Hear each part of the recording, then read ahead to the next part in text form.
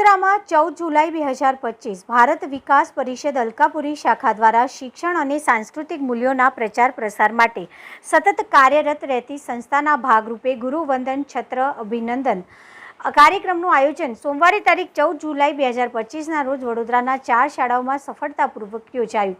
આ કાર્યક્રમનો હેતુ વિદ્યાર્થીઓના મનમાં શિક્ષકો અને માતા પિતા પ્રત્યે આદરની ભાવના જગાડવાની સાથે ગુરુ શિષ્ય પરંપરાને પુનઃસ્થાપિત કરવાનો હતો। આ કાર્યક્રમમાં આશરે 1500 વિદ્યાર્થીઓએ ઉત્સાહપૂર્વક ભાગ લીધો હતો।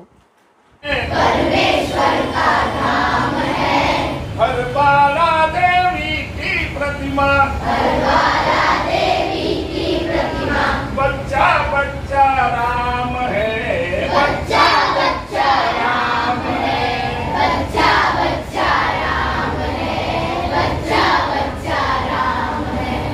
जिसके सैनिक समर भूमि में, जिसके सैनिक